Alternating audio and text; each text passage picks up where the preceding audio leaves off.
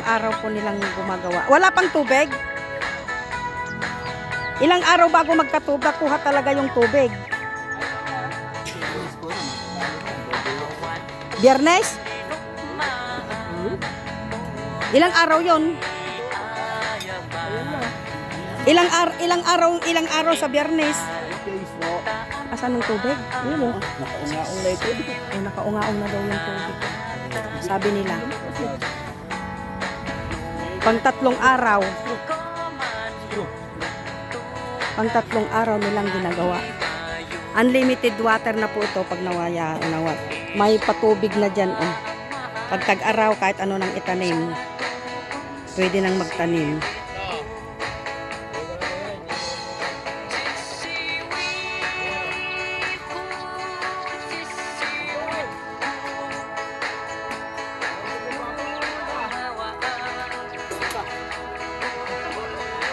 Ayan. Tatlong araw po. 3 days nila ngayon.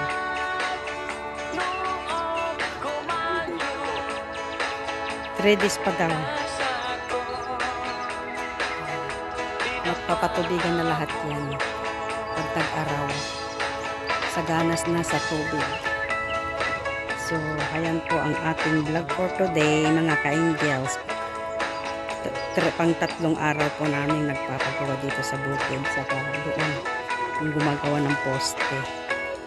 So yan, samahan nyo akong muli mga ka-angels sa aking vlog for today.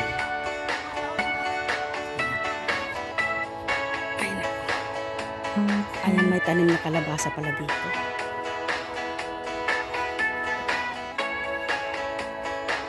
May kardis. Ayan no. Di pag namunga po yung kardes, may kalabasa na yan, ulam na yan, may sili pa mga ka-angels.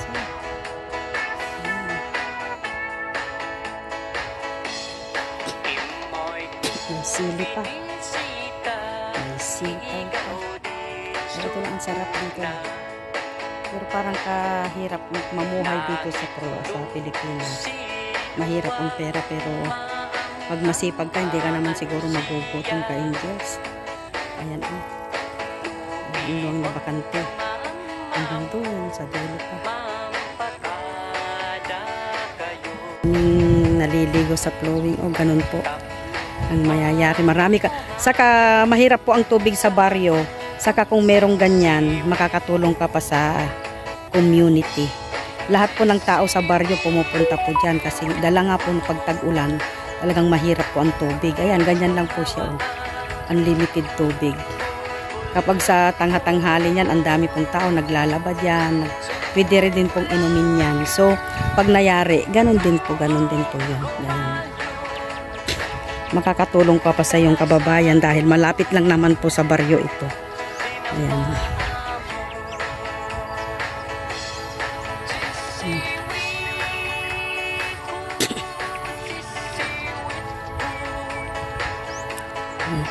Ito ang daan. Ito po yung pagawang daan. Right. So, ayan mga ka-angels. Samahan niyo ako at sana nag-i-enjoy din kayong makita ang environment ni Nature green. Napakasarap pong tignan. Di po ba yung green. Mag-green. Ayan. Tapos mahangin. Fresh air po ang malalasap mo dito sa bukid. Ayan, malapit lang po sa baryo. Diyan po sa taas po, diyan taas ng konti may high school po. Diyan kumbaga likod po ng high school ito. Ayan. At marami na rin pong bahayan diyan sa loob. Diyan po sa looban. Ayan, sa mismong likod ng high school. Marami na rin pong bahay diyan. Diyan marami na rin pong bahay dyan at andyan na likod ng high school po yan. Ayan, may bulaklak pa yung gumamela. Oh. Ito po yung itong bahay na to is family house po. Kaya lang nung namatay na po yung aming mga magulang, ibinigay namin sa aming bunso. Kaya ganyan hindi naman na niya naakuan. Ayan, pag may pera po ako ipaparenovate ko na lang para gumanda. para pag umuwi kami dito sa bukid, may tinutuluyan na pinagpapahingan ng tanghali. At doon lang kami nagpapaano sa silong ng mangga. Ayan, pag pumupunta kami dito lang sa silong ng mangga kami nag-aano. Pero pag umalis na po yung nakatira dito, bukas daw ipaparenovate ko po, magpapadagdag po ako dito. Ayan po yung mga gumagawa. Itinutuloy pa po nila at hindi pa po nayayari. Hindi pa po yari yung kanilang ginagawang poste. Ayan. Itutuloy nila ngayon. Last naman na ngayon. Last na. Last day.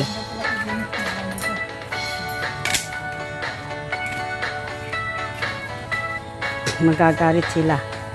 Ibalik mo na lang. Kunin mo yon at ibalik mo na lang. Itali mo. At palitan mo na lang yung kukunin mo kay Jimmy alambre. Baka kailangan din niya. Ayan. Nag-a-assemble po siya.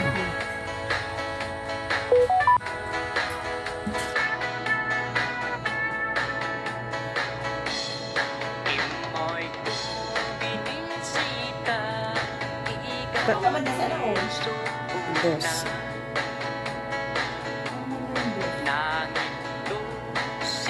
Sa may iglesia.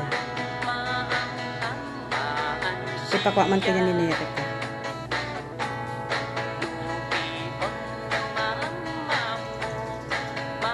Paluwang lang ko ngayon tikan. Gamit mga ka-angels, bumili ako ng photo. Para may dagdagan mo ng pwedeng pakidagdagan ng nyog. Ate. Dadalhin ko lang papamerienda ko sa ayun, bumili ako ng soft drinks nila. Mga gumagawa sa bukid.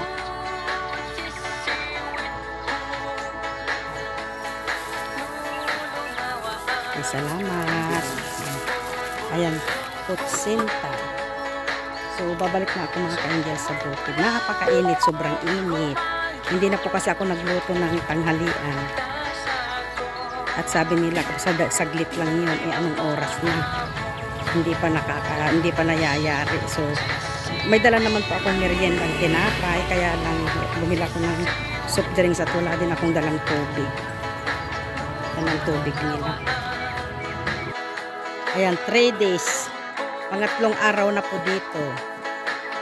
Nagpapagawa po ako sa bukid. Mahirap din palang gumawa ng posting ganyan. Mga ka-angels.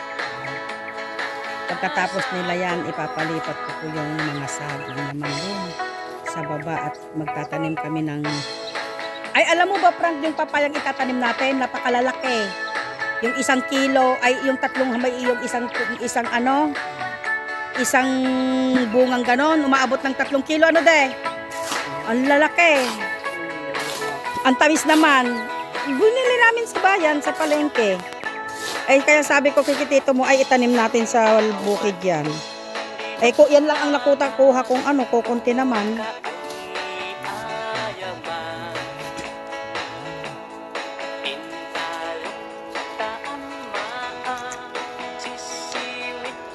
Kaya ina-direct ko na ng tanim eh. Hindi ka kwan. Noon nga nagtanim ako, direct nga lang eh. Ayun, ang dami kong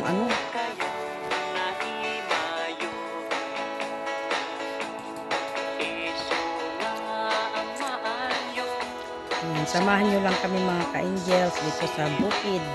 Pangatlong araw na po namin ngayon. Yung poste ipapatayo na lang yan. Papatuloy sa kabak na po naman. Ngayon ang gagawin naman namin ay magtatanim kami ng saging. Ililipat po namin, itataas po namin. At natapos na po yung poste. So, ayan, ipapalipat ko po sa taas. Tapos, ipapagitan po ito, buto ng papaya. Bumili po ako sa palengke, ang isang papaya po, umaabot po siya ng 3.5 kilo. Isang papaya lang po, napakalalaki. So, naamis ako, kaya inipon ko po yung buto at itatanim ko naman po dito. Kunin mo pala. Hindi.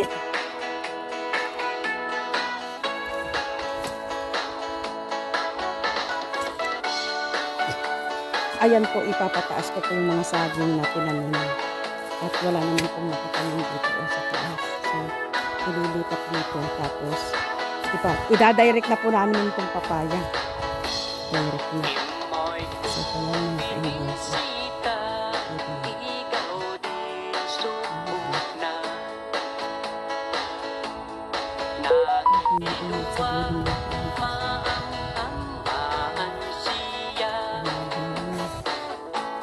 Idiretso mo, Frank, idiretso mo din yung pagtatanim ng ano.